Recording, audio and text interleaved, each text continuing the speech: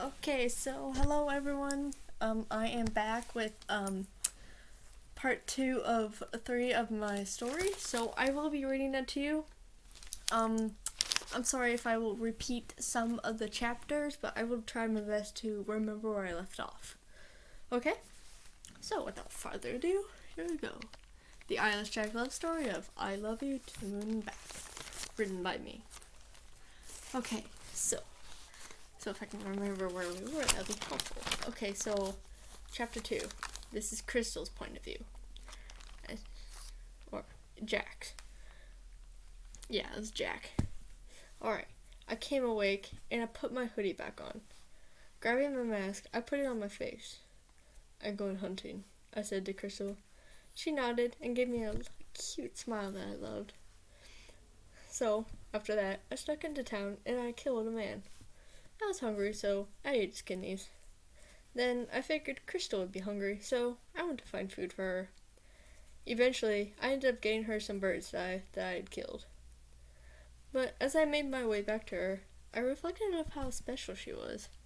Of how she would have dated any guy, but instead she chose me. And then I saw her waiting for her.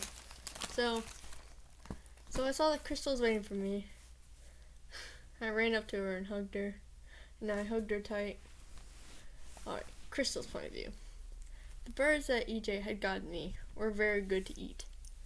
Then, after eating, EJ decided to go take a bath in a river nearby. He took off his clothes and he sat in the river washing his hair. I soon joined him. I snuck up behind him and I tackled him to the ground. Time skip. I got dressed in an all-black outfit, kind of like a ninja outfit, and then when I went back to the log, EJ was lounging on top of it. Hey, EJ, I began. My face began to feel warm. He replied.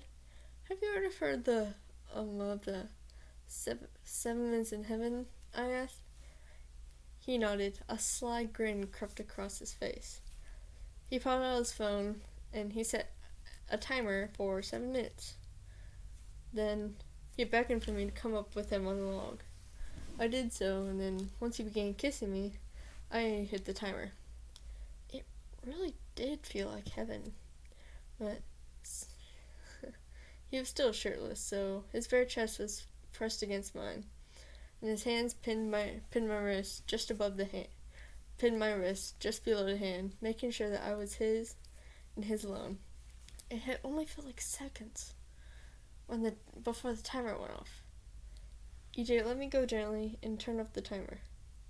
That was... My voice trailed off because I was madly blushing. Chapter 3. Yay! Chapter 3! Alright, EJ's point of view. Later on. I took Crystal to Slender's mansion. I felt her hand in mine. Then I looked up and saw that we had arrived.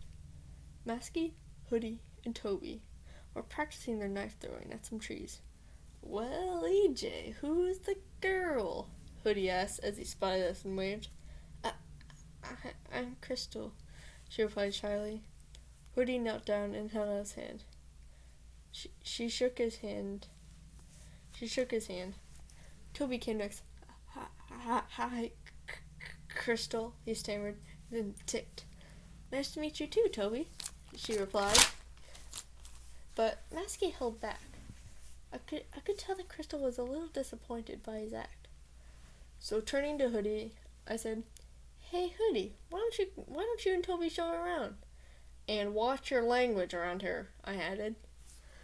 Yeah, I'm sorry if that was really short. I promise I will keep on trying. I really do. But still, please subscribe if you really want to hear more fan fictions. And please let me know if you want me to do any more. Like, for example, all 3 proxies at once. But yeah, I'm so sorry if this video is really short because I haven't had much time to work on this story, but I thought I might as well get part 2 out of, to be honest, I actually don't know how many chapters total I'm going to make this. But for now, I'm going to say 2 out of 3, but I will try to see if I can get maybe at least to 10.